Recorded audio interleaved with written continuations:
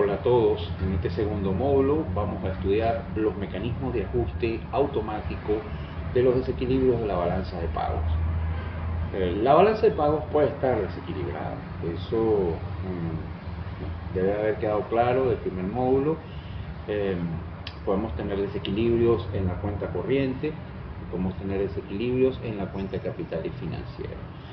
Esos desequilibrios se traducen o se explican o se materializan como déficits o superávits.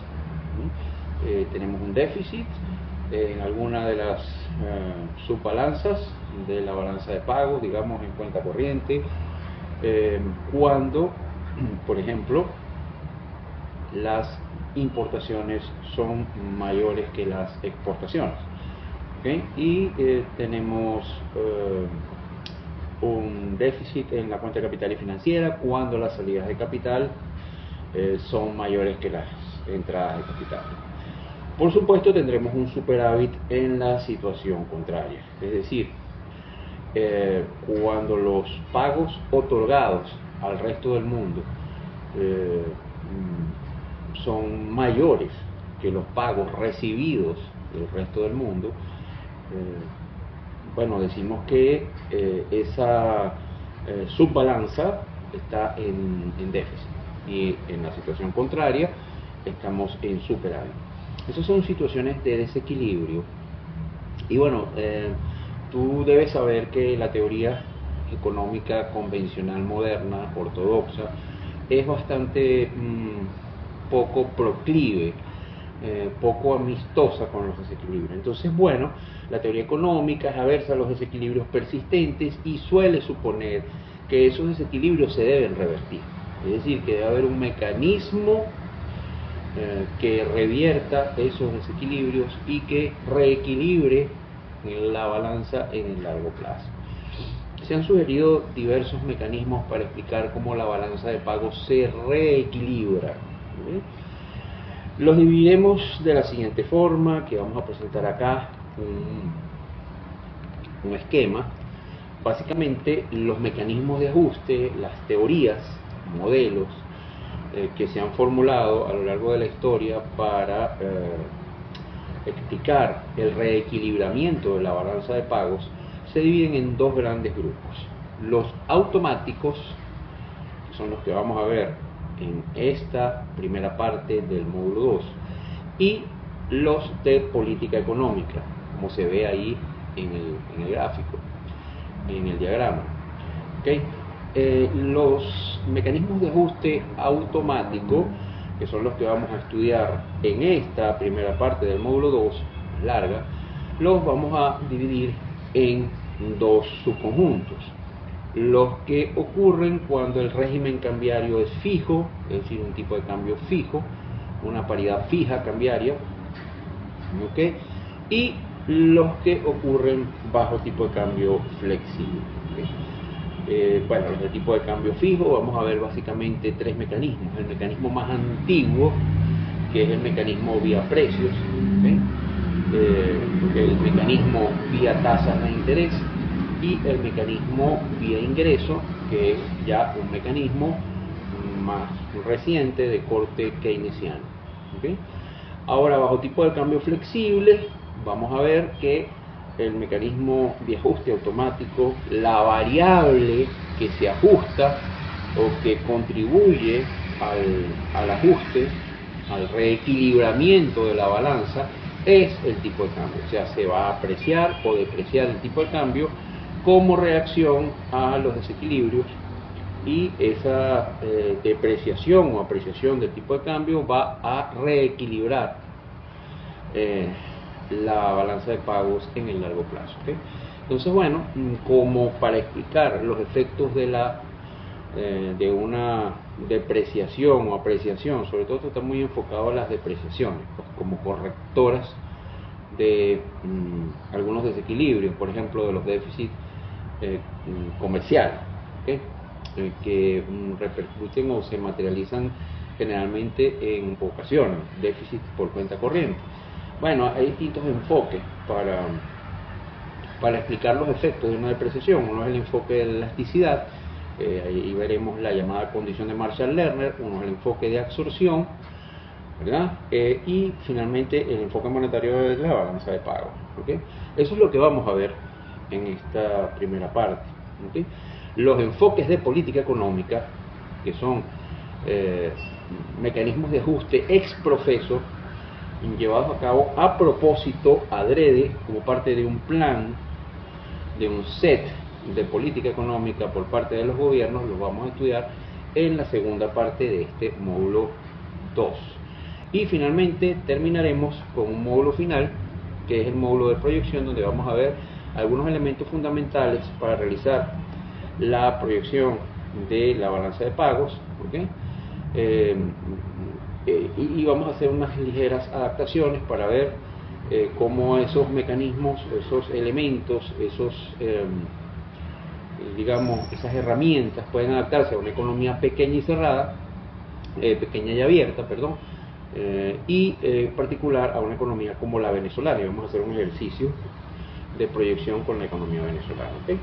Entonces, bueno, ese es el recorrido por este módulo 2. Sobre todo, hoy vamos a ver en este video tutorial, pues todo lo que tiene que ver con los mecanismos de ajuste automático, ¿okay? Bajo tipo de cambio fijo y bajo tipo de cambio flexible. Muy bien. Primero quería que habláramos de lo que son los desajustes o desequilibrios, que en realidad cuando hablamos de desajustes o desequilibrios en la balanza de pagos estamos hablando de déficit o superávit, ¿okay? O déficit y superávit. ¿Okay? Recuerda que de acuerdo a los principios que rigen la balanza de pago, es decir, la balanza de pago se rige por principio de contabilidad por partida doble. Cuando se habla de cuentas de la balanza de pagos, el total de pagos que entran, ¿okay? Es decir, si estuviéramos hablando de una contabilidad clásica de cargos, siempre debería ser total al total de pagos que salen, es decir, a los abonos. ¿Okay? Sin embargo, hay un déficit cuando los pagos que salen superan a los que entran. ¿Okay? Y estaremos en superávit cuando ocurre una situación contraria. Por ejemplo, que ya lo dijimos, vamos a volverlo a mencionar, un déficit en cuenta corriente indica o puede ser señal de que hay más importaciones que exportaciones de bienes, servicios y transferencias unilaterales que exportaciones. ¿Okay? Hay más importaciones, sea de mercancías, de servicios y de transferencias unilaterales que exportaciones. ¿Okay? Entonces un superávit será lo contrario. ¿Okay? Entonces de eso es lo que estamos hablando cuando hablamos de desajuste. Ahora, la teoría económica convencional moderna, y bueno, esto es un tema que lo ha continuado la teoría económica convencional moderna, pero es muy antiguo. El primero que se le ocurrió a estos mecanismos, uno de estos mecanismos fue, imagínate tú, al gran David Hume, un economista y filósofo británico, escocés, preclásico, de aquellos ilustrados escoceses de finales del siglo XVIII, principio del siglo XIX, un preclásico, ¿no? Incluso que llamaríamos un economista preclásico, fue el primero que se le ocurrió el mecanismo más antiguo, que es el mecanismo de ajuste automático vía precios, que es lo que se conoce como el mecanismo de ajuste de la balanza de pago vía flujo precio-especie, ¿no?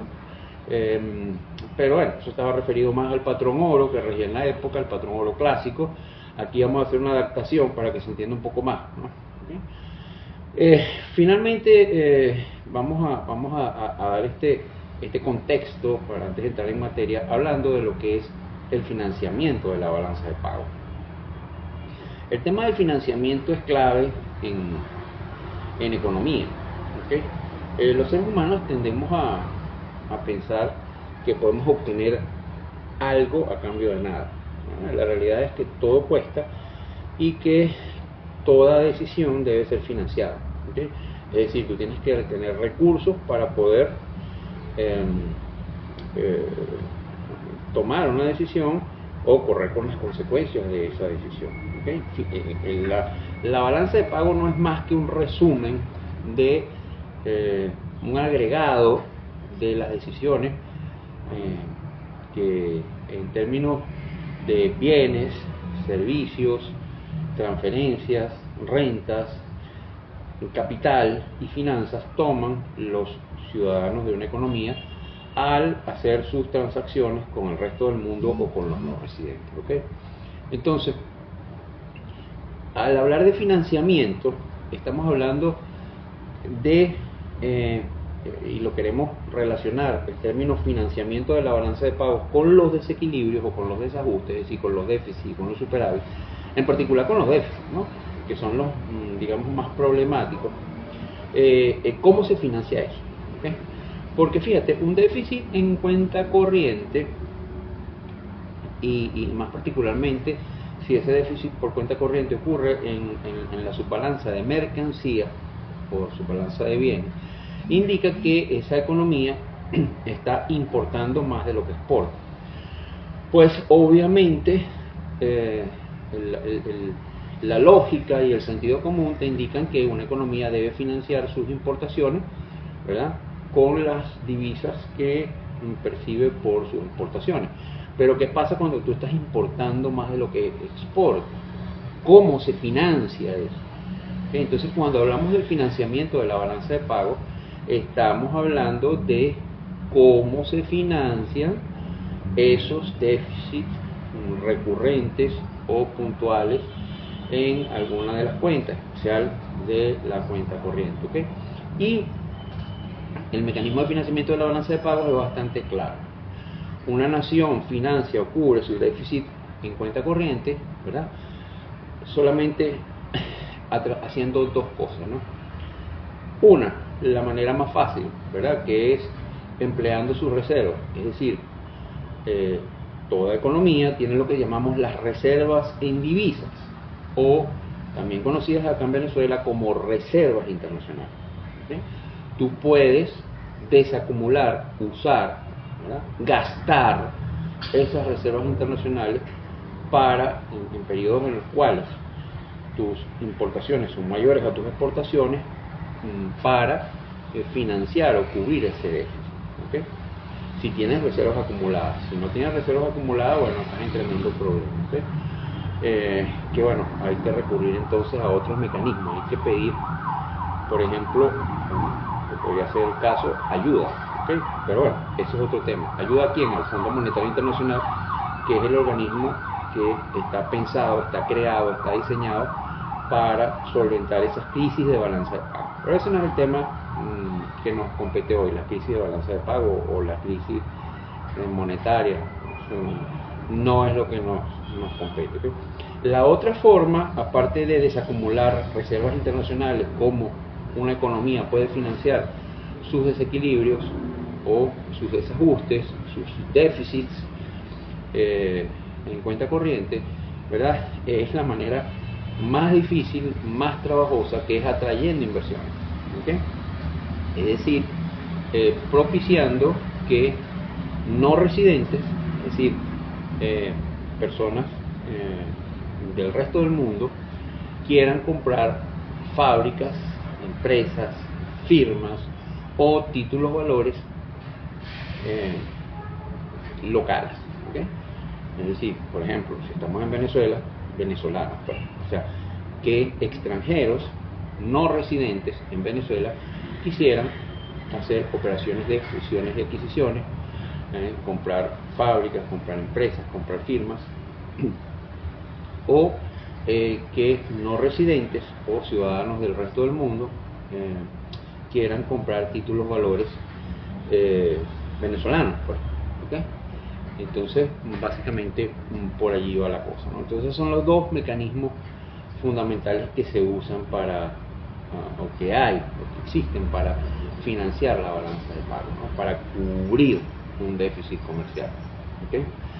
La capacidad de una nación deficitaria para cubrir un déficit de pagos, ¿verdad?, un déficit en cuenta corriente, es decir, para poder solventar ese problema de que los pagos que salen son mayores a los pagos que entran está limitado entonces por dos cosas: por su stock o acervo de reservas internacionales o de reservas en divisas, ¿verdad?, que generalmente solemos suponer, ¿verdad?, sobre todo en los países latinoamericanos, que tenemos un problema con eso, ¿no?, y en Venezuela también, que eso es infinito, ¿okay?, que las reservas internacionales son infinitas y dan para todos, ¿okay?, y está limitado también por la disposición que tengan los socios comerciales para invertir en nuestra economía, ¿okay?, y esa disposición estará, digamos, incentivada o desincentivada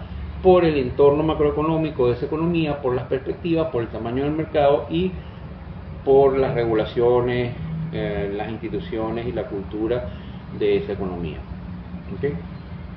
En el caso de una nación superavitaria, que pudiéramos pensar, por ejemplo, que está en el paraíso, que eso no es problema, ¿verdad?, eso termina convirtiéndose en un problema, porque como los flujos que entran, los pagos recibidos del resto del mundo son mayores a los flujos que salen, es decir, a los pagos hechos al resto del mundo, entonces eso se traduce en que hay una acumulación de reservas internacionales, ¿verdad?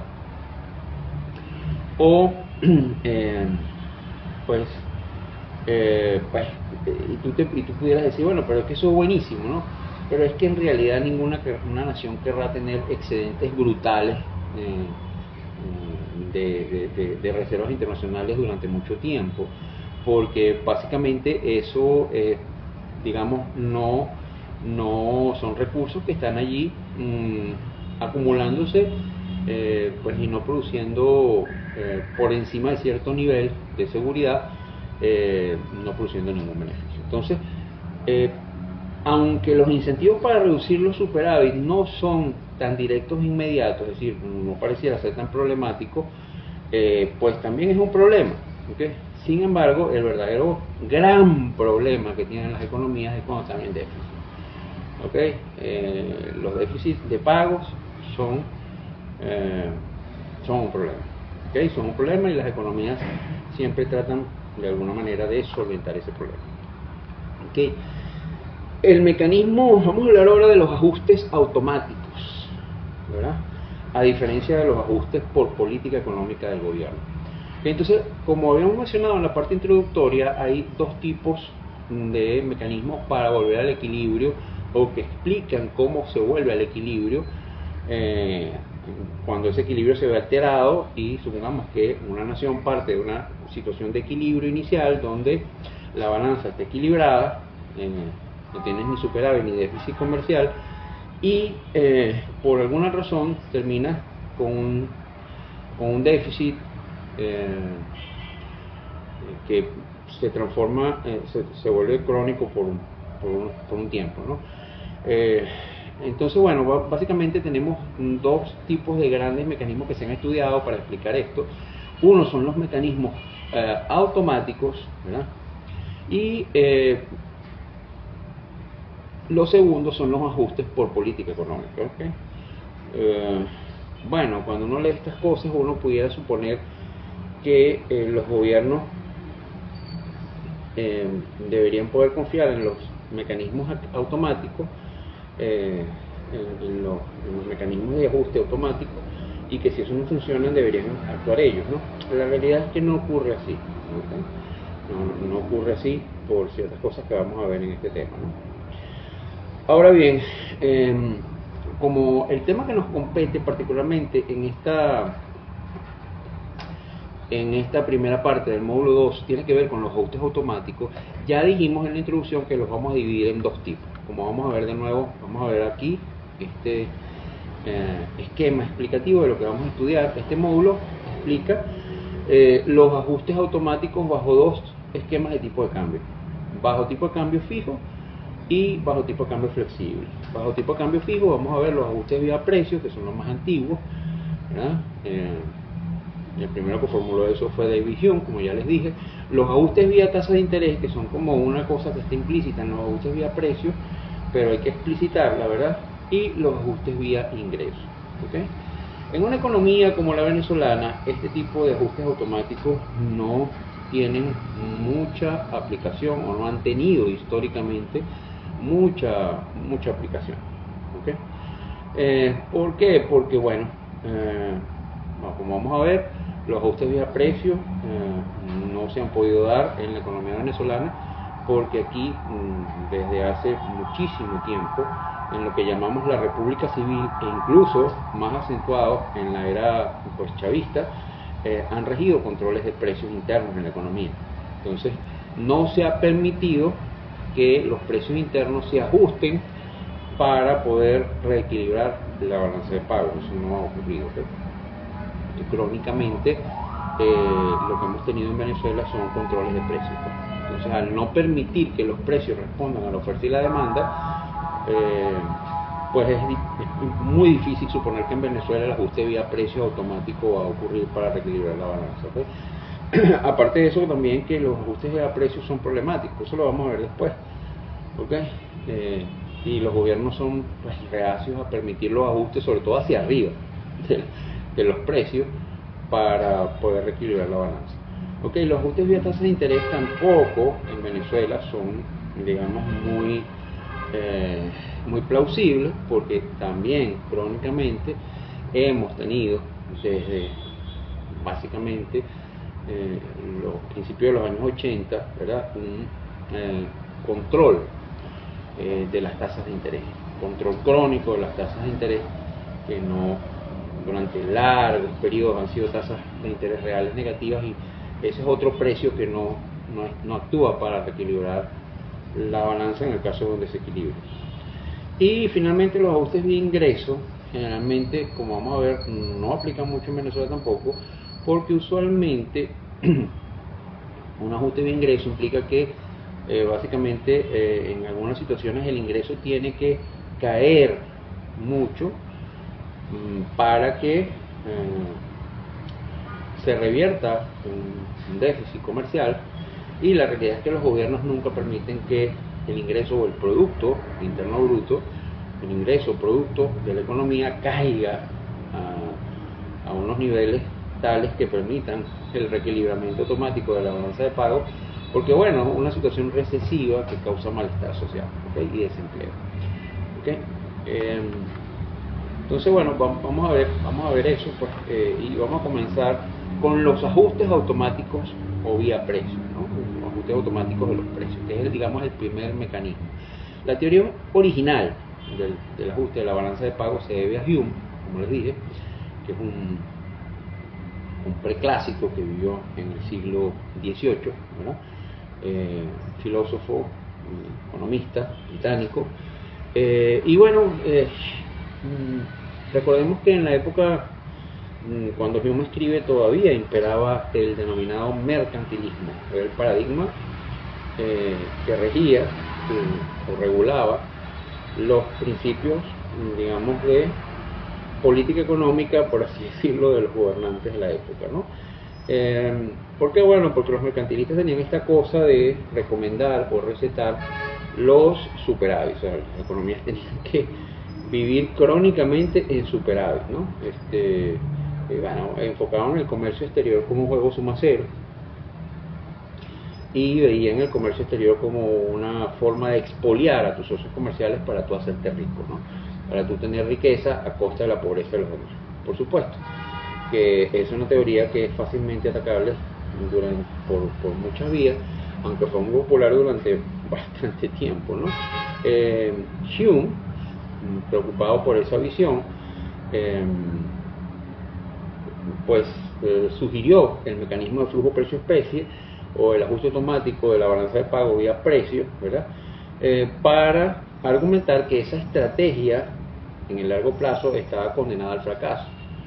¿Okay? La teoría de Hume suponía que eran los precios, ¿verdad?, internos del país los que se iban a reajustar, ¿verdad?, para propiciar un reajuste de la balanza de pago. Más adelante vamos a ver un detalle de cómo ocurre eso, ¿no? Esto es digamos un preámbulo, ¿no? Para poder entender cómo funciona eso, vamos a hacer un repaso a algo que seguramente ya tú sabes, que es digamos la teoría cuantitativa del dinero. ¿Okay? La teoría cuantitativa del dinero, básicamente en su esencia, esto es algo muy antiguo también, esto de los años 1500 y tanto, por allá, los primeros que formularon esto son los filósofos de la escuela de Salamanca, ¿no? Estos ilustres de la escuela de Salamanca, ¿verdad? Y Jean Baudin, quizás son las primeras formulaciones que hay de esto, más o menos por la misma época, ¿no? Tipo, bueno, Martín de Azpilicueta, Luis de Molina, todos esos ilustres, y Jean Baudin, pues son, digamos, ahí está la esencia de esto. Esto es una cosa muy antigua, ¿no? Entonces, el fundamento matemático de la teoría cuantitativa es la ecuación de intercambio, que la vamos a ver aquí. Aquí vamos a ver la ecuación de intercambio, que es M por B es igual a P por Q, donde M se refiere, o es la oferta monetaria de una nación, V es la velocidad del dinero, es decir, es el número de veces que una unidad monetaria promedio se gasta en bienes finales, en bienes terminados. La expresión M por B, ¿verdad?, que está al lado izquierdo de la ecuación de cambio, de intercambio, ¿verdad?, corresponde a la demanda agregada. Si te pones a ver, eso se corresponde a todo lo que los agentes económicos en esa economía gastan en bienes y servicios finales. Eso es todo el dinero gastado en un periodo cualquiera, un año, en bienes terminados. Por otra parte, del lado derecho tenemos a P por Q, ¿okay?, donde P por Q, ¿verdad?, es la oferta de bienes y servicios, la oferta que tiene un volumen Q de bienes y servicios por su nivel de precio, ¿okay? Entonces, básicamente lo que nos dice la ecuación cuantitativa es que en una economía pues debe regir el equilibrio, y que la demanda de bienes y servicios expresada en términos monetarios debe ser a la oferta nominal de bienes y servicios, que es P por Q. Básicamente eso es lo que nos dice, ¿okay? Y la interpretación es que todo el dinero gastado en un año cualquiera es igual al volumen de todos los bienes terminados multiplicado por su precio. Entonces, bueno, de ahí que M por B es igual a P por Q. Esa ecuación es una identidad, ¿okay? Básicamente lo que refleja es lo que ya tú sabes, que la economía se piensa en equilibrio, y que el total de la demanda, o el total de gastos monetarios para bienes terminados, es igual al valor monetario de esos bienes terminados vendidos. Es decir, la oferta es igual a la demanda, ¿okay? Eso es lo que nos dice eso. Es una manera antigua de ver la demanda, que es M por B, y bueno, la forma clásica de ver la oferta nominal, que es P por Q, ¿okay? Entonces, ellos tenían una serie de supuestos, y cuando digo ellos, es los economistas, digamos, que idearon estas cosas, ¿verdad? Se fueron pensando en una serie de supuestos, ¿verdad? Primero se pensaba que Q era fijo en el largo plazo, es decir, se pensaba que la economía estaba operando en lo que llamamos su nivel natural de producción, ¿verdad?, o lo que llamaríamos más modernamente o más contemporáneamente el PIB potencial, y también suponían que V también era constante, ¿okay? Y que era la velocidad de circulación del dinero, era lo que dependía básicamente de factores culturales, institucionales, estructurales, materiales, que rara vez cambiaban, ¿okay? O sea que, digamos, en el largo plazo B se podía asumir como constante. Entonces, si B y Q son relativamente estables, volvamos a poner la ecuación, ¿verdad? Si B y Q son relativamente estables y solamente M pudiera cambiar, que es la oferta monetaria, entonces cambios en M deberían provocar un cambio directo y proporcional en P, ¿okay? Entonces, básicamente, la teoría cuantitativa del dinero, materializada en esta ecuación, es un modelo que liga los cambios en la oferta monetaria, es decir, en M, a los cambios en P, es decir, en los precios. ¿Okay? Entonces, esto es lo que conocemos como la teoría cuantitativa del dinero. Entonces, esa es la esencia de la explicación del ajuste automático vía precio. ¿Por qué? ¿Okay? Vamos a ver cómo funciona esto. Vamos a ver este esquema, lo vamos a presentar acá. ¿Okay? ¿Cómo es que se corrige un déficit por cuenta corriente con un ajuste automático vía precios internos? ¿Okay? Vamos a suponer que la economía tiene un déficit por cuenta corriente bajo tipo de cambio fijo. Es decir, vamos a suponer que tenemos una economía que tiene tipo de cambio fijo. Ese es el supuesto básico que vamos a argumentar aquí. Recuerda que estamos bajo tipo de cambio fijo. Luego veremos los ajustes automáticos bajo tipo de cambio flexible, ¿okay? Que básicamente son ajustes en la propia tasa de cambio. ¿Okay? Ahorita estamos viendo los tres mecanismos de ajuste, o vamos a ver los tres mecanismos de ajuste, vía precio, vía tasa de interés y vía ingreso, que ocurren bajo tipo de cambio fijo, pero deberían ocurrir, ¿no? Entonces, supongamos que tenemos una situación inicial con un déficit por cuenta corriente bajo tipo de cambio fijo, es decir, las importaciones son mayores que las exportaciones. Es decir, esto lo que quiere decir es que las salidas de dólares en esa economía son mayores que las entradas de dólares. Por supuesto, al ser las salidas de dólares mayores que las entradas de dólares, la oferta monetaria en moneda local disminuye. ¿Por qué? Bueno, porque para tú poder comprar esos dólares, para poder importar, tú necesitas dar moneda local para que te entreguen dólares y con esos dólares importar. Si las importaciones son mayores que las exportaciones, eso quiere decir que la oferta monetaria en moneda local va a disminuir, porque ese aumento de las importaciones tienes que financiarlo, o tienes que usar moneda local para cambiarla y obtener dólares. Es decir, la oferta monetaria en moneda local va a disminuir, va a haber menos disponibilidad de moneda local, ¿verdad? Porque, pues digamos, vas a necesitar moneda local para comprar dólares para importar, ¿no? Entonces, la oferta monetaria en moneda local disminuye por la compra de dólares para importar y entonces M cae, ¿okay? La oferta monetaria cae y como ya viste, la ecuación cuantitativa, la identidad de la ecuación de cambio, de intercambio, la teoría cuantitativa del dinero, al vincular las variaciones directamente proporcional, las variaciones son directamente proporcionales, las variaciones en la cantidad de dinero a las variaciones en los precios, entonces al caer M, cae P también, el nivel de precios local debe disminuir, suponiendo o manteniendo constante el nivel de precios externos. Bueno, no nos vamos a meter con eso porque sabemos que en economía hacemos el análisis así, ¿sí? Entonces, ¿qué es lo que pasa? Que al caer los precios internos, o sea, al haber una deflación en la economía local, ceteris paribus, lo que está ocurriendo en el resto del mundo, la manufactura local, los productos nacionales en esa economía se vuelven más competitivos, aumenta la competitividad local, ¿verdad? Y eso debería hacer que los precios de los productos manufacturados localmente sean más baratos que los del resto del mundo, ¿verdad? Lo que debería estimular las exportaciones y disminuir las importaciones, ¿okay? Entonces, ese proceso de ajuste ocurre hasta que las exportaciones X se igualan a las importaciones M, lo cual corrige el déficit y la cuenta corriente se reequilibra, ¿okay?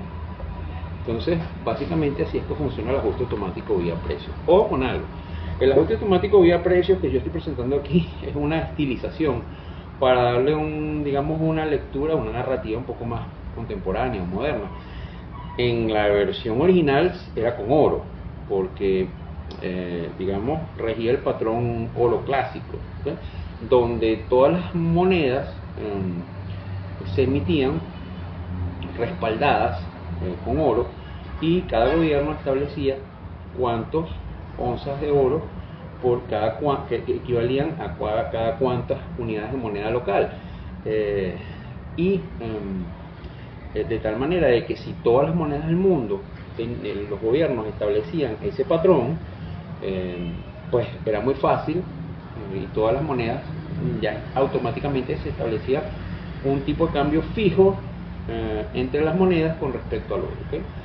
O teniendo como base el oro, ¿okay? Yo le di que no es el que está en la literatura, en los libros, en los manuales, esta no es la lectura, yo, digamos, di una reinterpretación con divisas, con dólares, para que se entendiera un poco más el tema, pues, porque modernamente no hay flujos de oro, sino de, pues, digamos, divisas, que pueden ser dólares, euros, yenes, lo que sea, pero fundamentalmente dólares, ¿no? Ajá, ahora vamos a ver unas críticas a ese ajuste automático vía precio. Pues, hay varias críticas, ¿no?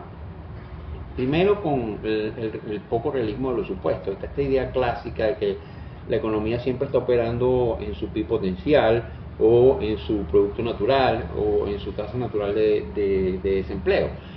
Pues obviamente que eso no ocurre, pues lo común es que la economía esté muy por debajo de su pleno empleo, o a veces hasta un poco por encima de ese nivel, si está muy recalentada.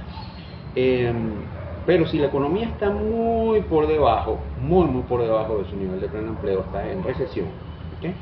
Existe mucho menos probabilidad de que los precios internos aumenten o se incrementen como respuesta a un incremento en la oferta monetaria, a diferencia de cuando la economía se encuentra en pleno empleo. Cuando la economía se encuentra en pleno empleo, sí, si la oferta monetaria aumenta, ¿verdad? Los precios pues van a reaccionar y van a aumentar, pues seguramente muy violentamente, pues. O sea, las presiones inflacionarias están muy contenidas en una economía que está en recesión. O sea, entonces se puede expandir la oferta monetaria sin temor a que haya presiones inflacionarias, ¿no? Entonces, bueno, esa es la primera crítica, ¿no? La primera gran crítica por la cual ese mecanismo pues tiende a no operar, ¿okay? Bueno, también en las economías modernas, ¿verdad? Donde tenemos contratos colectivos, ¿verdad? Y regulaciones de salario mínimo que vienen de parte de los gobiernos, los precios y los salarios, que también son precios, ¿verdad? Son bastante poco, digamos, poco flexibles a la baja, o son muy inflexibles a la baja, ¿okay? Es muy raro encontrar deflaciones. Puede que la tasa de inflación se reduzca, puede que sea cero incluso, pero las deflaciones son muy raras, ¿verdad?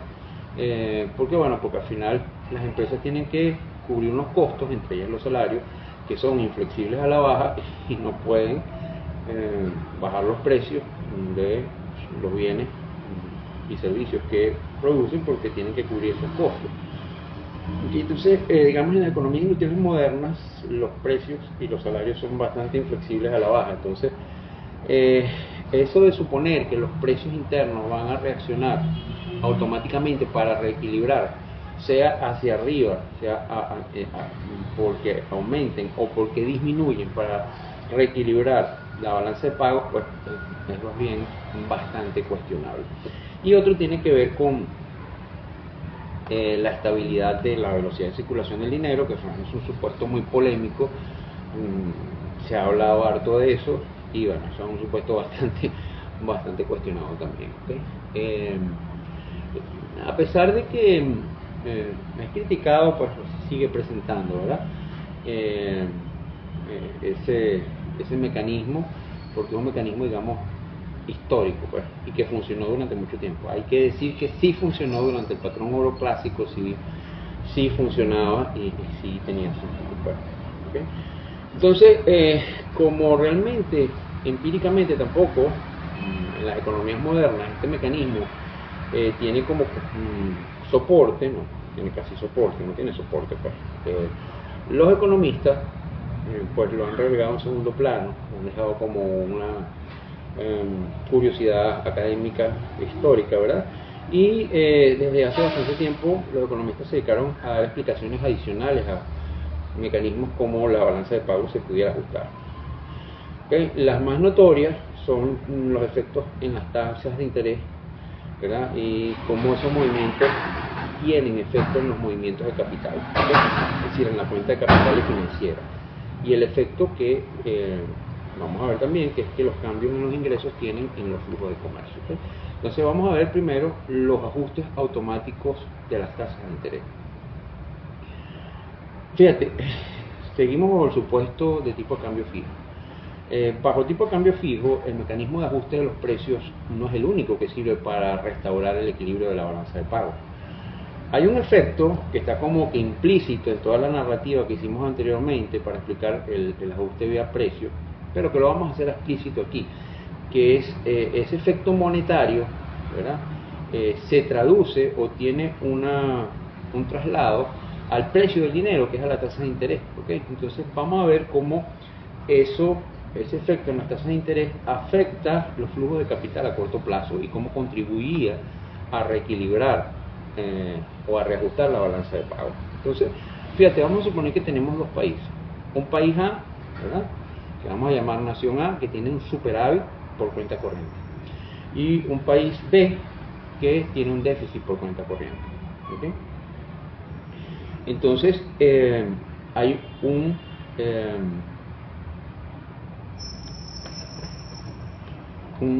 egreso de dólares en la nación con déficit, ¿verdad? Y hay un ingreso de dólares en la nación que tiene superávit. ¿Okay? Esa situación da por resultado en automático un incremento en la oferta monetaria en la nación A. ¿Okay? ¿Por qué? Porque la nación A tiene superávit, ¿verdad? Y le están ingresando más dólares que los que egresan, perdón. Entonces, ese mayor flujo o ingreso de dólares en comparación con los egresos de dólares hace que la oferta monetaria en moneda local aumenta. Es decir, acuérdate que de tus cursos de principios de economía o de teoría monetaria, si viste algo, la oferta monetaria en moneda local, la oferta monetaria local, digamos en bolívares, tiene dos componentes.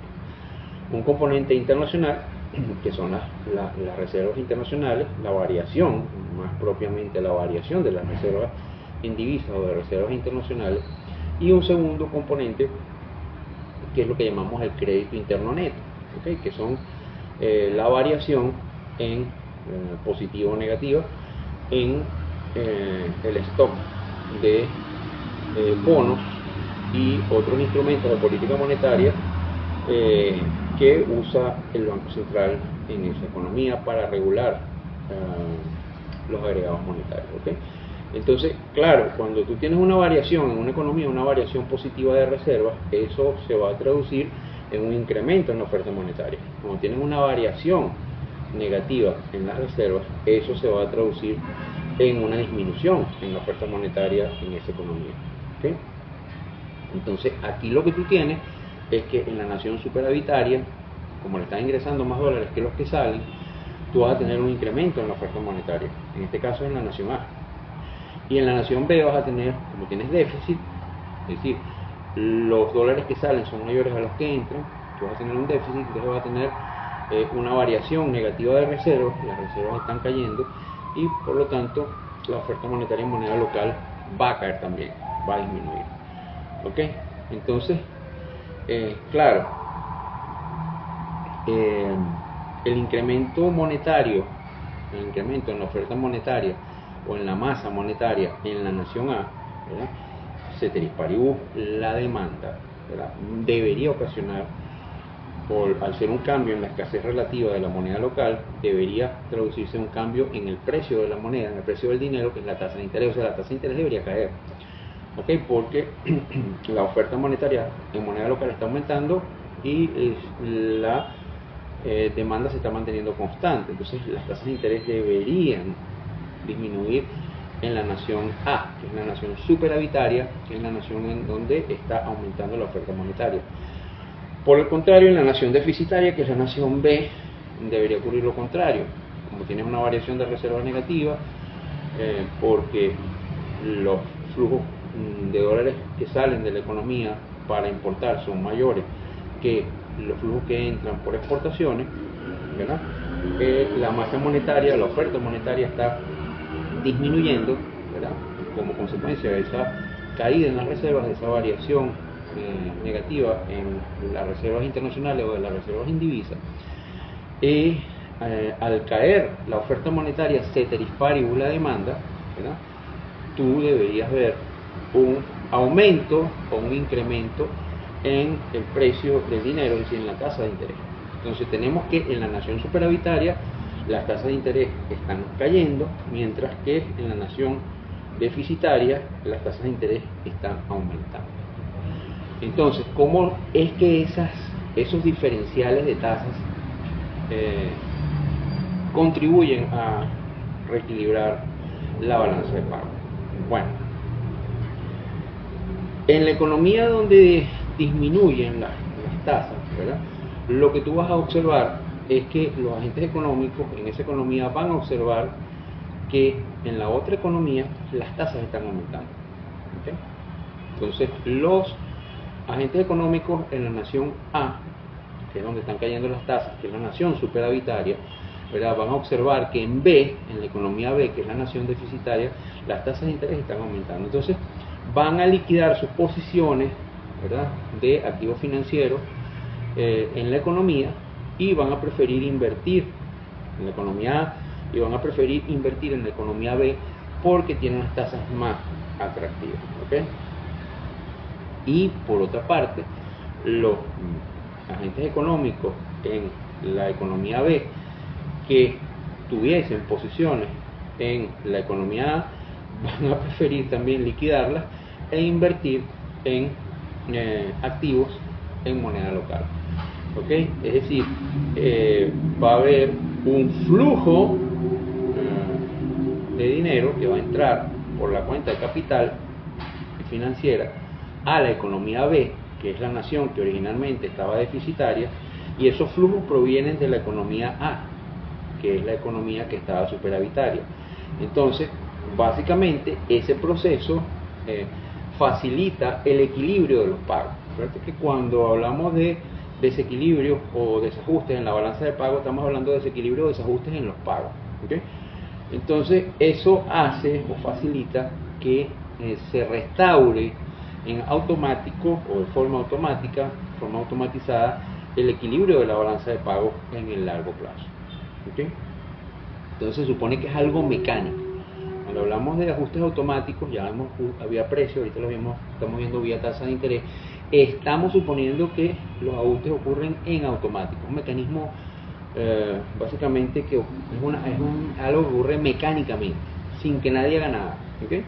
Entonces va a haber flujo de capitales estabilizadores que fluyen de la nación superavitaria, en este caso la nación A, que es la nación que está superavitaria, en la cual al haber una variación de reservas positiva, al haber acumulación de reservas, al tener el componente internacional de la moneda local un estímulo a que crezca la oferta monetaria, pues la oferta monetaria en moneda local crece, ceteris paribus la demanda, las tasas de interés caen, ¿verdad?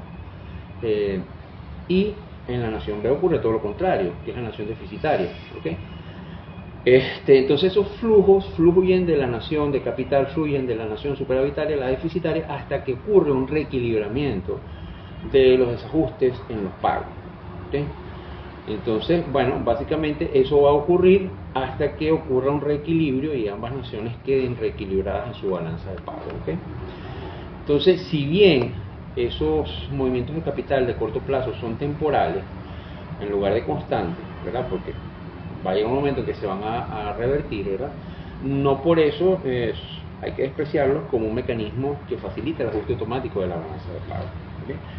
Como te dije, en una nación como la venezolana, donde hemos tenido ajustes, digamos, controles crónicos a la tasa de interés, y donde hemos tenido tasas de interés no solamente controladas, sino reales negativas durante muchísimo tiempo, pues es difícil suponer que este mecanismo puedan actuar, ¿no? De hecho, al tener tasas de interés reales negativas, lo que ha habido en Venezuela es la llamada fuga de capital, es decir, los venezolanos han preferido tener activos externos netos que invertir en instrumentos en Venezuela, porque las tasas de interés en Venezuela han sido tradicionalmente menores a la inflación o se han mantenido muy controlada. Entonces estos son mecanismos, al igual que el mecanismo vía precios, que parecieran no operar en la economía venezolana o no tener mucho poder explicativo, ¿no? Ok, entonces bueno, vamos a repasar, vamos a poner un gráfico aquí con un resumen de cómo ocurre el ajuste en la tasa de interés. Fíjate, aquí lo estamos viendo, ¿verdad? Básicamente, para repasar, la nación A tiene un superávit por cuenta corriente y la nación B tiene un déficit por cuenta corriente. La nación A tiene un ingreso de dólares, mientras que la nación B tiene un ingreso neto de dólares. Los dólares que ingresan a la nación A incrementan la oferta monetaria en moneda local, o el componente internacional de la oferta monetaria en moneda local. O sea, hay una variación de reservas internacionales netas positivas, mientras que los dólares que egresan de la nación B disminuyen, tienen una variación neta de reservas internacionales negativa y disminuye la oferta monetaria en moneda local, lo que se traduce en que, dada una demanda de dinero constante, va a haber una reducción de las tasas de interés internas en A y un aumento de las tasas de interés en B, ¿okay? Ocasionado, ¿verdad? Por un aumento de la oferta monetaria en A y una disminución de la oferta monetaria en B. Entonces, ante la disminución de las tasas de interés en A y el aumento de las tasas externas en B, es decir, viéndolo desde el punto de vista de A, para los inversionistas que están en la nación A, para los agentes económicos que están en la nación A, las tasas de interés externas son las de la nación B, ¿okay? Entonces, ¿qué es lo que ocurre? Que los inversionistas de la nación A encontrarán que es más atractivo enviar fondos de inversión al exterior, es decir, hacia B, ¿okay? Aquí estamos haciendo el supuesto simplificador de dos países, ¿no? Pero el otro país, la nación B, puede ser el resto del mundo, ¿no? Para darle un poco más de realismo a esto. Por otra parte, los inversionistas de la nación B no solo tendrán más motivos para no tendrán más motivos para mandar dinero al exterior, sino que seguramente, si tienen inversiones en la nación A, van a liquidar esos fondos para invertirlos en activos nacionales, ¿okay? Entonces, estos cambios provocados en las tasas de interés, este diferencial de tasas de interés, provoca movimientos estabilizadores de capital que fluyen automáticamente de la nación superavitaria a la deficitaria, reduciendo así los desequilibrios de pagos de las dos naciones. Entonces, básicamente ese es cómo opera el mecanismo, ¿okay? Y finalmente vamos a ver los ajustes automáticos del ingreso, ¿okay? Ajustes automáticos del ingreso. La teoría clásica del ajuste de la balanza de pagos dependía básicamente del ajuste vía precios, y también le otorgaba un papel secundario, como acabamos de ver, al ajuste en las tasas de interés en los movimientos de capital de corto plazo, como explicación de mecanismos que reequilibraban la balanza de pagos a largo plazo, ¿okay? Básicamente son los mecanismos principales, ¿verdad? Ahora, una crítica central a esa teoría, que digamos es la teoría clásica de ajuste automático, era que prácticamente prácticamente ni consideraban, o obviaban, invisibilizaban cualquier efecto que pudieran tener los desequilibrios sobre el ingreso, ¿okay? Bueno, los economistas clásicos sabían que el ingreso o poder adquisitivo de una nación superavitaria iba a aumentar, por supuesto, en relación con el de la nación deficitaria, ¿okay? Lo cual debería tener un efecto en el nivel de importaciones de los dos países, ¿okay? Al haber modificaciones en el ingreso, ¿por qué? Bueno, recuerda algo muy simple, acuérdate de la identidad contable.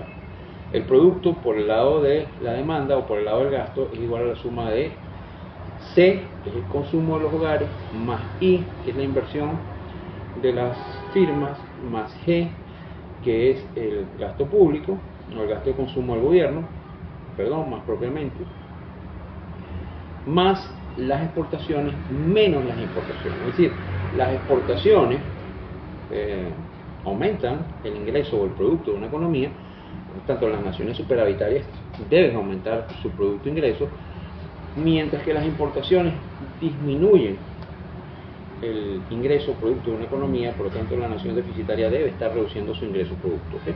Esos desequilibrios, esos desajustes entre los ingresos en ambas economías deben poder propiciar reajustes. Entonces, con la llegada de la teoría keynesiana, pues se hizo este aporte del ajuste automático vía ingreso, que obviaba esos efectos de los desajustes sobre el ingreso y cómo propiciaba una cadena de eventos para reequilibrar la balanza de pagos. Bueno, vamos a recordar lo que acabamos de mencionar, esta ecuación que está acá, que es la ecuación de determinación del ingreso por el lado de la demanda o del gasto, que es esta ecuación que vamos a ver acá, donde Y, que es el ingreso, producto, toda una identidad contable, es igual a C, que es el consumo de los hogares, más I, que es la inversión, más G, que es el gasto del consumo del gobierno, más X menos M, ¿okay? Más X menos M, ¿okay? Y también es cierto que es costumbre modelar las importaciones M como dependientes del ingreso Y, según esta sencilla ecuación que vamos a ver acá. Fíjate que lo que es común es suponer que M, las importaciones, son una proporción M minúscula, como proporción es algo que puede estar entre 0 y 1, es decir, es un número que es menor que positivo, pero menor que 1, ¿verdad? Del ingreso Y. Es decir, suponemos que el nivel de importaciones es menos que proporcional que el ingreso. O sea, que cuando aumenta el ingreso, aumentan las importaciones, pero menos que proporcional. ¿Okay? A esa M minúscula la vamos a llamar la propensión marginal a importar, y se supone que es positiva, pero menor que la unidad. ¿Okay? Bueno, eso último, como ya lo dije, lo que hace suponer que cuando aumenta el ingreso, aumentan las importaciones también, y cuando disminuye el ingreso, disminuyen las importaciones también, pero menos que proporcionalmente. Esa identidad que vimos, ¿verdad? Y la ecuación de determinación del nivel de importaciones, pues nos permiten deducir o concluir tres cosas. Primero, las exportaciones suman al ingreso o lo aumentan, mientras que las importaciones restan del ingreso o lo disminuyen. Segundo, si tenemos un superávit, es decir, si las exportaciones son mayores que las importaciones, eso va a causar un aumento del ingreso por el influjo de dólares, ¿okay? Mientras que un déficit, ¿verdad? Es decir, cuando tienes unas importaciones mayores que las exportaciones, va a disminuir el ingreso, ¿okay? Y tenemos la tercera conclusión, que es que un aumento del ingreso aumenta las importaciones y una disminución del ingreso causa una disminución de las importaciones. Entonces, básicamente la teoría keynesiana lo que te dice es que si tú tienes un tipo de cambio fijo, ¿verdad? La influencia de los cambios del ingreso en las naciones con superávit y déficit debería contribuir a restaurar automáticamente, de manera mecánica, el equilibrio de la balanza de pago. ¿Okay?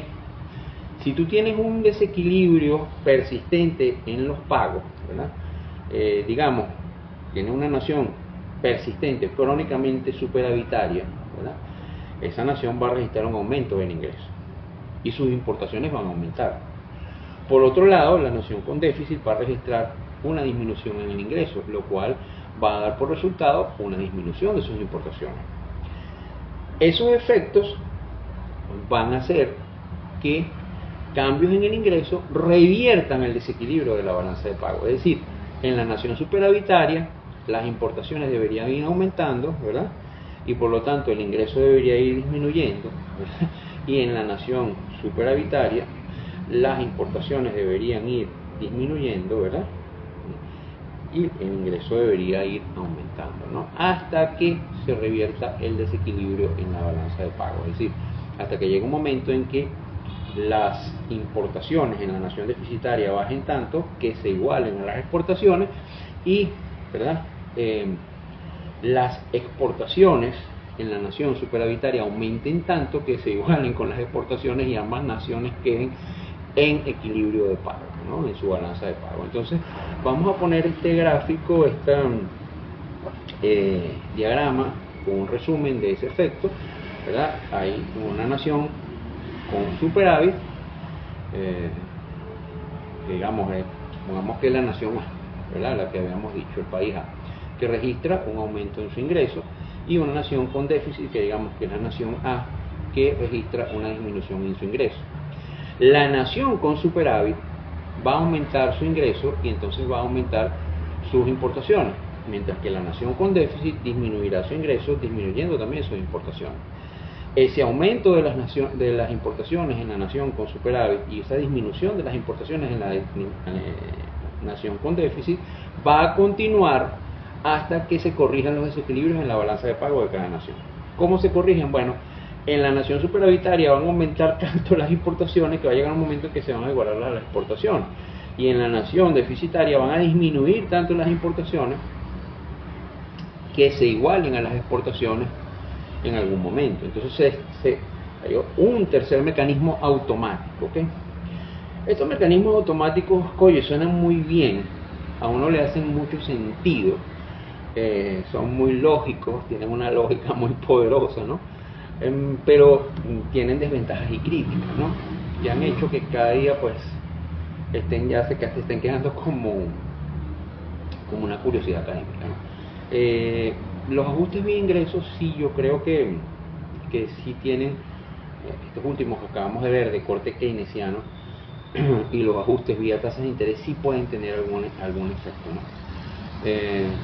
Sin embargo, eso es un tema empírico. Al final es cuestión de comprobar si los mecanismos de ajuste automático y vía precios, vía tasas de interés o vía ingresos se están verificando en los países. ¿Okay? Sobre todo que tienen tipo de cambio fijo, que cada día son menos en el mundo. ¿Okay?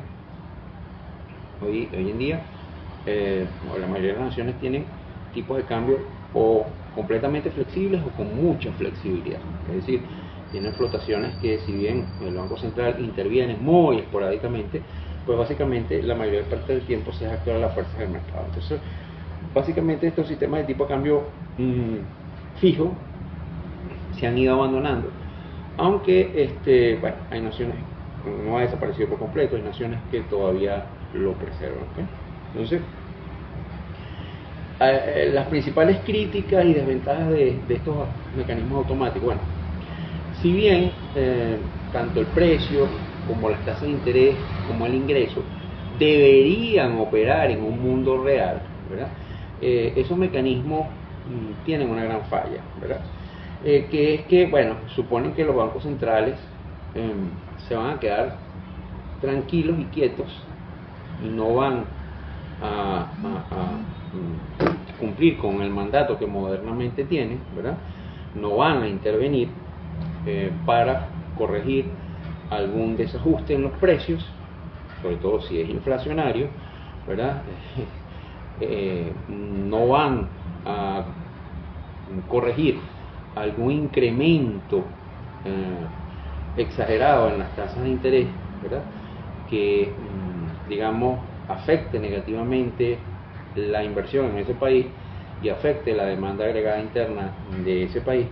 No van a hacer política monetaria expansiva en el caso de que el ingreso se ajuste tanto a la baja, caiga tanto, ¿verdad? Por un aumento en las importaciones, que caigamos en una recesión, ¿verdad? Entonces, en ese mundo donde cae una recesión, el Banco Central no va a hacer política monetaria expansiva para cumplir con su mandato, ¿verdad? En muchas economías, en la mayoría de las economías del mundo, los bancos centrales no solamente tienen un mandato de estabilidad de precios, sino de contribuir a tener un producto también estable, ¿okay? O cerca de su nivel potencial. Entonces, bueno, eso no ocurre en el mundo real. En el mundo real los bancos centrales actúan.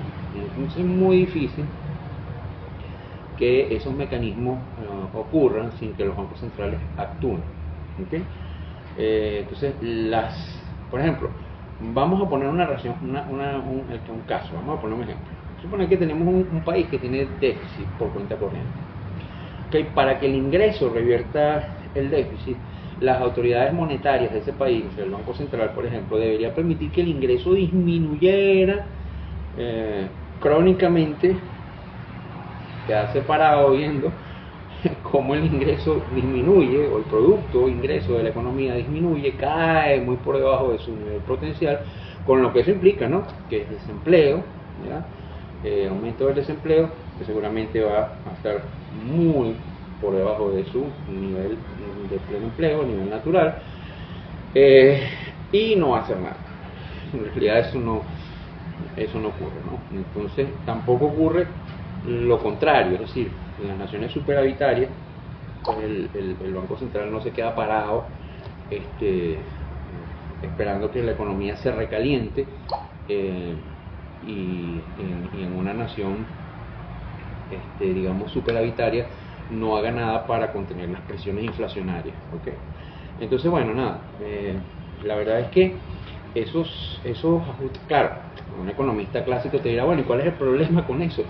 Bien, bueno, que el Banco Central no haga nada, pero bueno, en la teoría clásica está eso de que esperemos que sean los propios mecanismos de la economía, la propia homeostasis del sistema económico, la que restaure el equilibrio, ¿no? Sin embargo, en el mundo real no funciona así.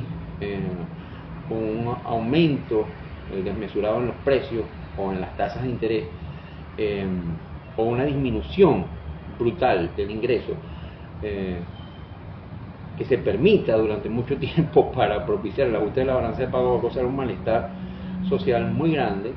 No es deseable desde el punto de vista del bienestar de una economía social, y bueno, realmente las naciones son muy reacias a hacer ese tipo de sacrificios para que la balanza de pago se reequilibre de forma automática o mecánica. Entonces, eso realmente, esos mecanismos, pues los mencionamos, pero digamos, es difícil. Yo sí creo que sí debe haber una proporción en la cual el ajuste automático contribuye, ¿verdad? Sí creo que hay una contribución de los ajustes vía precios, vía tasas de interés y vía ingresos, pero es muy parcial y queda como algo para verificar empíricamente. Entonces, ahora vamos a ver los mecanismos de ajuste de precio bajo tasa de cambio o tipo de cambio flexible, ¿no? Que es el otro extremo. Bueno, es muy fácil, ¿no? Este es mucho más fácil, ¿no? Aquí las naciones generalmente en el mundo moderno operan bajo tipo de cambio flexible. Esto sí es el mecanismo, este sí es un mecanismo donde la mayoría de los países pues deciden, la mayoría de los países prefieren, en lugar de hacer ese sacrificio de permitir que los estabilizadores automáticos actúen, es decir, los mecanismos de ajuste o estabilización automático, los llamados estabilizadores automáticos, que son vía precio, vía ingreso y vía tasa de interés, actúen, porque pues sería muy duro, en vez de permitir eso, porque sería peor el remedio que la enfermedad, ¿verdad? Los bancos centrales lo que prefieren es, los gobiernos lo que prefieren es tener un sistema de tipo de cambio flexible, y que sea el tipo de cambio como variable el que cambie o propicie con sus cambios ante desajustes, ante déficit o superávit, el reequilibramiento o reajuste o reequilibrio de la balanza de pagos, ¿verdad? Entonces, en vez de confiar, los gobiernos modernamente, en vez de confiar en que sean los precios, las tasas de interés o el ingreso que corrijan de forma automática los desequilibrios en el comercio, los bancos centrales y los gobiernos de todo el mundo lo que prefieren es que los tipos de cambio se modifiquen, que cambien lo que tenga que cambiar para que sea la variable que sirva como amortiguador del ajuste, ¿no? El país que adopte un sistema de tipo de cambio flotante lo que hace es permitir que su moneda se deprecie o se aprecie, siempre y cuando tú tengas un mercado libre, ¿verdad? Un mercado cambiario libre, con libre convertibilidad, donde el tipo de cambio obedezca al libre juego de la oferta y la demanda. Es decir, un país que no es Venezuela, porque nosotros, salvo 2 periodos en la historia contemporánea, no hemos tenido tipo de cambio flexible, ¿okay? Y han sido periodos muy cortos.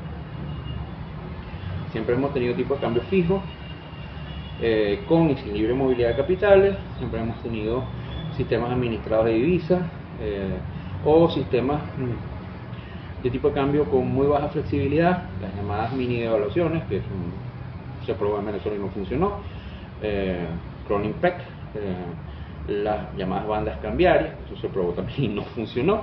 A la gente, hay muchos economistas que les encanta técnicamente el tema, pero eso no funcionó en Venezuela, ¿okay? Y no creo que vuelva a funcionar. Eso pierde credibilidad muy rápido, igual que el sistema de Crawling Peg, rapidísimo pierde credibilidad. Y aquí se ha probado todo, pero siempre han sido sistemas que han estado más desde el lado hacia lo rígido o hacia lo menos flexible que hacia lo flexible, ¿okay? Aquí, salvo tipo de cambio flexible, hemos tenido dos breves instantes de la historia, que fueron creo 2-3 primeros años del gobierno de Cap 2 y un añito, creo algo así, del gobierno de Hugo Chávez, que fue en los años 2001-2002, por ahí, ¿okay? Y luego se abandonó por el tema del paro. Pero bueno, nada, eso es otro tema de historia económica de Venezuela que no compete. Entonces, bajo un sistema de tipo de cambio flexible, si una economía tiene déficit en la balanza de pago, ¿verdad?, eso se va a corregir automáticamente devaluando, una depreciación de la moneda. Es decir, el gobierno permite que la moneda se deprecie, ¿verdad?, mientras que en un superávit se corrige con una apreciación o una revaluación. Vamos a ver en términos laxos aquí, aunque no es exactamente lo mismo, ¿no? Entonces ese es el mecanismo.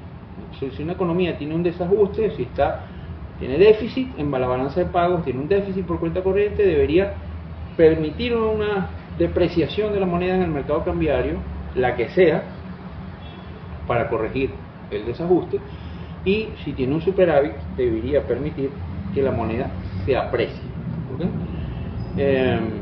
Eso es lo que realmente pasa, ¿okay? Cuando veamos por política, los ajustes por política, lo que hacen los gobiernos que tienen sistema de tipo de cambio fijo es que para corregir un déficit, si tiene tipo de cambio fijo, pues hacen una devaluación agresiva, devalúan agresivamente la moneda para restaurar el desequilibrio o el desajuste, mientras que si tienen un superávit, ¿verdad?, reevalúan la moneda para corregir eso. Entonces, ese sería, digamos,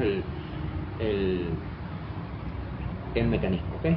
Entonces, el mecanismo corrector básicamente es el siguiente: la depreciación de una moneda en una nación deficitaria va a mejorar la competitividad de la nación.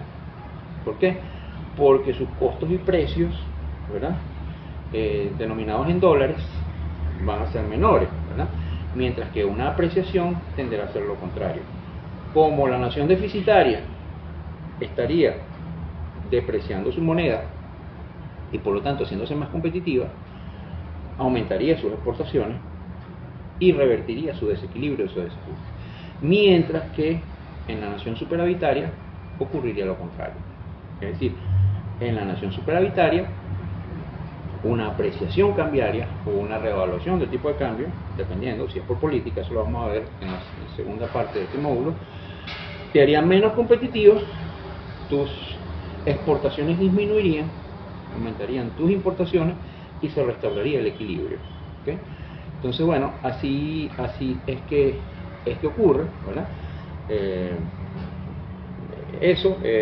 Y bueno, hay como que tres enfoques para, porque bueno, la pregunta que surge es, bueno, suponiendo, vamos a poner el caso de una nación deficitaria, una nación que tenga déficit por cuenta corriente. Ese es un tema muy vigente aquí en Venezuela.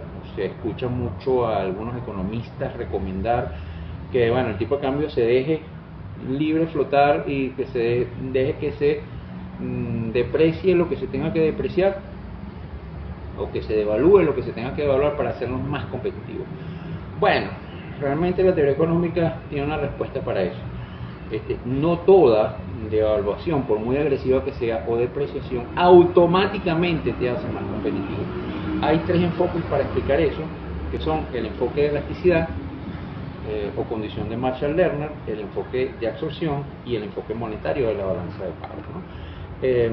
básicamente el enfoque de elasticidad lo que te dice es que una depreciación de la moneda obviamente debería afectar la balanza comercial de un país, ¿verdad?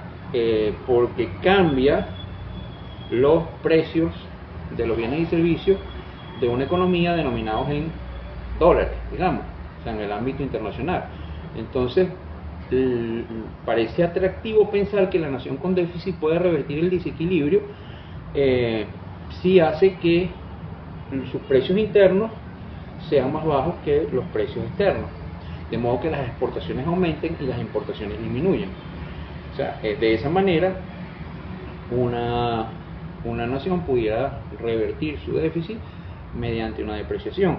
El tema es que eso no es per se algo automático y va a depender, dice el enfoque de la elasticidad precio de la demanda de las importaciones y de las exportaciones. ¿Okay? Entonces, básicamente la condición de Marshall-Lerner lo que te dice es que solamente, oye bien, si la sumatoria de las elasticidades de las importaciones y las exportaciones de ese país es mayor a 1, ¿verdad? Eso va a hacer que una depreciación mejore la balanza comercial y aumente tu competitividad. Si la sumatoria de las importaciones y las exportaciones de un país no fuese mayor a 1, ¿verdad? Sino que, por ejemplo, fuese, digamos, menor a 1, ¿verdad? Al contrario, una depreciación empeoraría la balanza comercial. Porque, fíjate tú, qué paradoja, ¿no? Eso se puede demostrar matemáticamente, no lo vamos a hacer acá. En la bibliografía que yo voy a dejar referenciada acá, puedes encontrar una explicación más detallada de eso. Y en el caso de que la sumatoria de la elasticidad de las importaciones, digamos, estamos hablando de la elasticidad de las importaciones al tipo de cambio como precio, ¿no? La elasticidad de las importaciones más la elasticidad de las exportaciones al tipo de cambio sea igual a 1, en ese caso la balanza comercial queda inalterada con una depreciación, no pasa nada. Entonces son esas tres cosas que pudieran pasar. Pudiera pasar que tú deprecies y te mejore tu cuenta corriente, ¿okay? Te hagas más competitivo. Para que eso ocurra, la sumatoria de la elasticidad de las importaciones al tipo de cambio en esa economía más la elasticidad de las exportaciones al tipo de cambio en esa economía debería ser mayor a 1. Pudiera suceder también que tú deprecies y se empeore, pudiera ser peor el remedio que la enfermedad, se empeore, imagínate tú, el desequilibrio o el déficit. Eso ocurre si la sumatoria de las elasticidades de las importaciones al tipo de cambio y de las exportaciones al tipo de cambio en esa economía fuese menor a 1. Y pudiera suceder también, que es otra situación teórica posible, que no pase nada, que todo quede igual, y en ese caso, bueno, estaríamos en un caso, en el tercer caso, que es que la sumatoria de las elasticidades de las importaciones al tipo de cambio y de las importaciones al tipo de cambio, de las exportaciones y las importaciones al tipo de cambio sea igual a 1. Entonces, en ese caso, pues, que lo vamos a poner en resumen acá, vamos a poner un resumen de esas tres condiciones. Aquí están las tres. Si la sumatoria de las elasticidades de las importaciones y las exportaciones de la nación que deprecia es mayor a 1, ojo, estamos hablando de elasticidades, las elasticidades son con referencia al precio, estas son elasticidades precio, y aquí el precio es el tipo de cambio, ¿okay? Si la sumatoria de las elasticidades es mayor a 1, la nación que deprecia va a mejorar su balanza comercial. Entonces, la depreciación competitiva tiene sentido.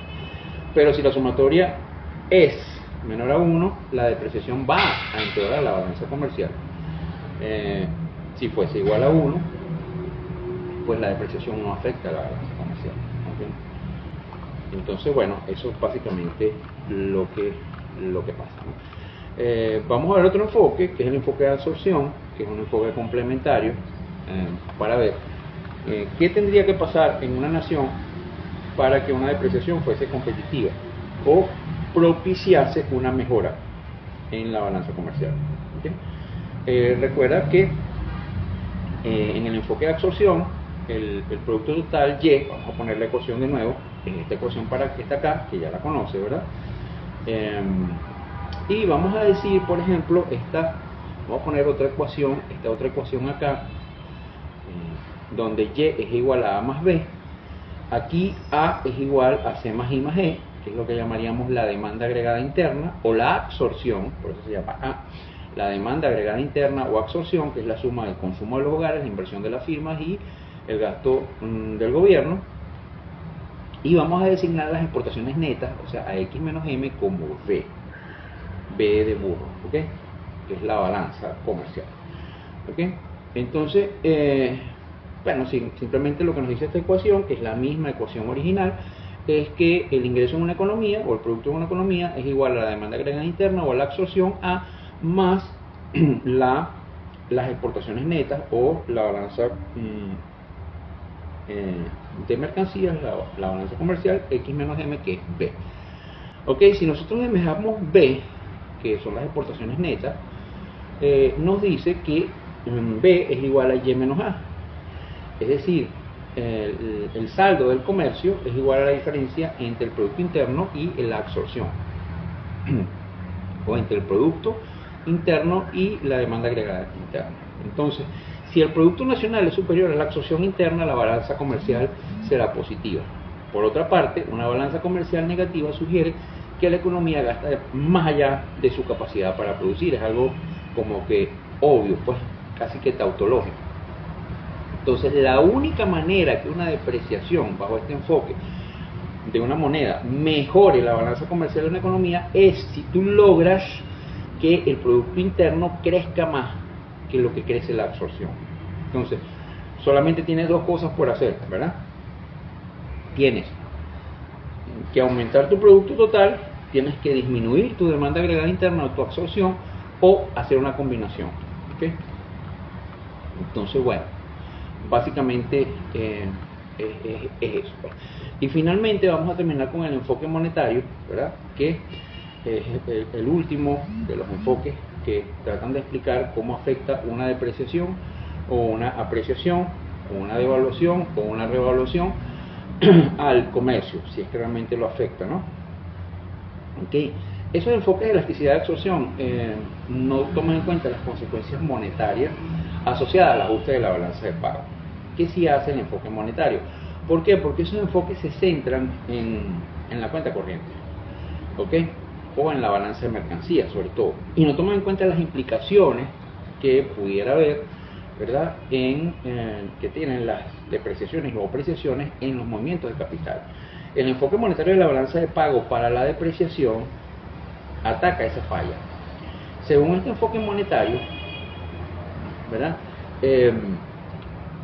la depreciación de una moneda puede provocar una mejora temporal en la posición de la balanza de pagos de una nación. Por ejemplo, vamos a suponer que partimos de una situación inicial en la cual una economía está en equilibrio y la economía deprecia la moneda local, permite una depreciación de la moneda local. Esa depreciación de la moneda local va a incrementar el nivel de precios internos en una economía. ¿Por qué? Porque hay un efecto traslado o efecto traspaso o pass-through de la depreciación a la tasa de inflación. Entonces, los precios internos de una economía se deberían ver afectados por una depreciación. Es decir, los precios en moneda nacional de las importaciones aumentarían y por lo tanto aumentaría también el nivel de precios internos de una economía, lo que ocasionaría que los agentes económicos incrementaran su demanda de dinero. ¿Por qué? Bueno, por una razón obvia: vas a necesitar más bolívares para comprar la misma cantidad de bienes, ¿okay? Suponiendo que compras la misma cantidad de bienes, ¿okay? ¿Por qué? Porque el tema de un aumento de los precios, porque han aumentado los precios de moneda local de todos los productos que se importan, ¿okay? Entonces, ese incremento en la demanda en moneda local, ceteris paribus la oferta, debería ocasionar un aumento en las tasas de interés, ¿okay? Debería ocasionar un aumento en la tasa de interés en la nación que deprecia, ¿okay? Y ese incremento en las tasas de interés, ceteris paribus las tasas de interés del resto del mundo o de las otras economías, debería ocasionar un flujo, una entrada de dinero vía la cuenta capital y financiera, la cuenta financiera, que contribuya a reequilibrar el desequilibrio en los pagos. Entonces, fíjate que aquí lo que hace el enfoque monetario de la balanza de pagos es introducir como mecanismo reequilibrador a la cuenta financiera, a la cuenta de capital y financiera, por cambios en las tasas de interés, aumentos en este caso en la nación que deprecia. ¿Okay? Entonces eso hará que haya un reequilibramiento de la balanza. ¿Okay? Entonces, bueno, básicamente esa es el efecto monetario, ¿verdad? Que la explicación monetaria de cómo una depreciación termina afectando las tasas de interés y termina afectando los flujos internacionales de capital, que mejorarían la balanza en la nación deficitaria, o reequilibrarían la balanza en la nación deficitaria. Por supuesto que el análisis en una nación superavitaria sería exactamente igual. La nación superavitaria reevaluaría o apreciaría, permitiría una apreciación de su moneda. Esa apreciación de la moneda pues abarataría los precios internos de una economía, disminuiría la demanda de dinero en esa economía porque necesitaría menos moneda local para comprar lo mismo, ¿verdad? Tendrías una especie de deflación, y esa caída en la demanda de dinero ceteris por la oferta debería disminuir las tasas de interés, ¿okay?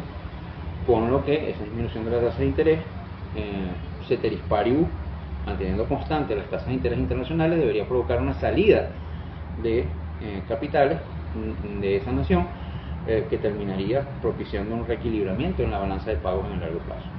¿Okay? Entonces, bueno, básicamente esos son los tres enfoques que hemos visto para ver cómo afecta una depreciación bajo tipo de cambio flexible o una apreciación bajo tipo de cambio flexible como mecanismo de ajuste automático, y cómo se logra el reequilibrio de la balanza de pagos. Entonces, esa ha sido esta primera parte, esta primera gran explicación de los mecanismos estabilizadores o de los estabilizadores automáticos de la balanza de pagos bajo tipo de cambio fijo, bajo tipo de cambio flexible. En el próxima parte, que va a ser un video mucho más corto que este, vamos a explicar los mecanismos de ajuste vía política económica, que son los que generalmente terminan operando junto con el mecanismo de ajuste automático del tipo de cambio para reequilibrar los desajustes de la balanza de pagos. ¿Okay? Y finalmente terminaremos con nuestro esperado y ansiado módulo de proyecciones, donde veremos algunas técnicas de proyección básicas para proyectar la balanza de pagos, sobre todo en economías pequeñas y abiertas, emergentes, y particularmente para el caso venezolano, que es una economía dependiente de commodity tradicionalmente, cómo haríamos algún ejercicio de proyección, y bueno, lo veríamos. Entonces, bueno, espero que les haya sido de provecho, y nos vemos en la próxima parte 2 de este módulo 2, donde veremos los ajustes de la balanza de pago vía política económica.